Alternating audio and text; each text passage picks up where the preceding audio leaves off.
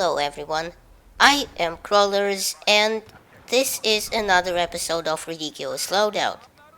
As you may already know, this is a series I started way back when in the Battlefield 3 days, basically whoring myself out for cheap views, running a suggested loadout from one of you in the comments section. So today I am running a loadout suggested by the Hyper Smasher called the Israeli Spetznaz, and this consisting of the Ace-21 CQB, any site I wanted, and I only had a couple of unlocked sites, so it really wasn't much of a choice at that time. Um, Also a laser pointer and ergo grip, the P226 pistol, an RPG, and the M15 anti-tank mines. And side note, the mine doesn't get used that much at all in Battlefield 4, as you know, but I remember having lots of fun with it, lots of fun with it in Battlefield 3. In fact, Engineer was by far my most used class in Battlefield 3, at least until they buffed the assault somewhat. So, what is the Ace-21? Well, in real life, it's one of the many Galil Ace variants or IWI Ace variants in which is a Colombian Israeli assault rifle manufactured under license by Indomil in Colombia and produced in 5.56 NATO caliber, 7.62 NATO caliber, and 7.62 by 39 millimeter caliber.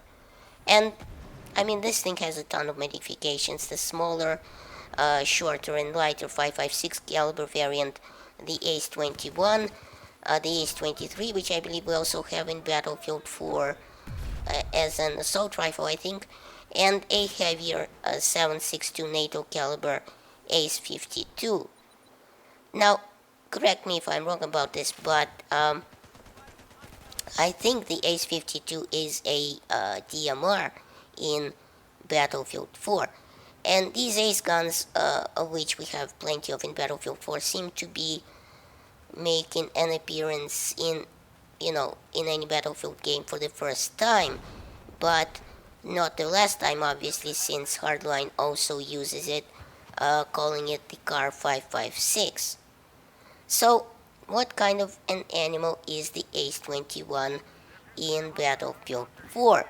Well, it does a standard amount of damage for a 5.56 carbine, namely 24 maximum at 8 meters, which drops off to 15.4 at 50 meters, which basically means that you will need at least 5 shots to land on a healthy target to bring it down, and at least 3 headshots at up to 44 meters, a bit less actually, a bit less than 44 meters.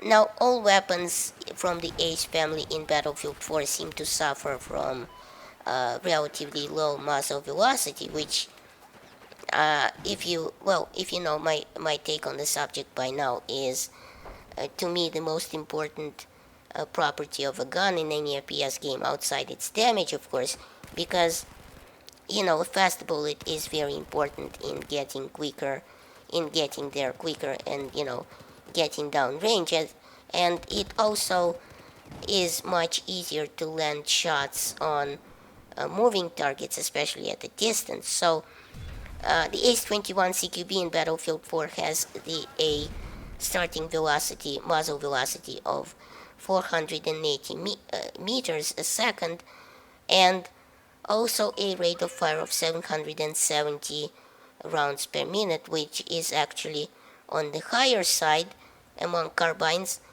Um, Obviously, the thing about weapons with faster rate of fire is that their recoil becomes much more uncontrollable, as it's stacking one on top of another much quicker and doesn't have time to reset. And incidentally, the vertical recoil on this thing clocks in at 0.36 degrees per shot, and a very healthy 2.25 times the first shot recoil as the first shot multiplier, rather. Again, this is one of those worst first shot multipliers among all carbines in the game. There is a good side to the Ace-21, however. An area where it clearly dominates is its magazine capacity.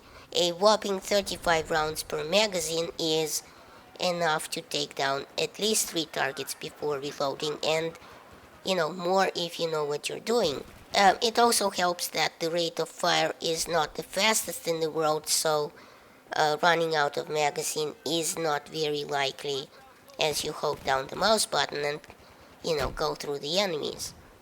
Its reload time clocks in at 2.3 seconds for the tactical reload, which isn't really the worst but not the best either in the game. Its full reload clocks in at 3.4 seconds, which actually just manages to slide into second place for the longest reload among carbines, after, of course, the Chinese Type 95B1, which tops out at a whopping 3.4 seconds. So, uh, the thing with this gun is to try to reload it before you run out of magazine, or you will have to be stuck, forever with a surprised look on your face.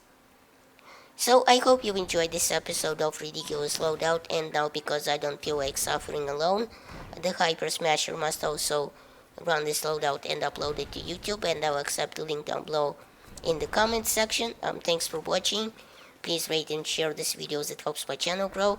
Check out my other videos at the end of this one, and remember, in Soviet Russia, YouTube subscribes you.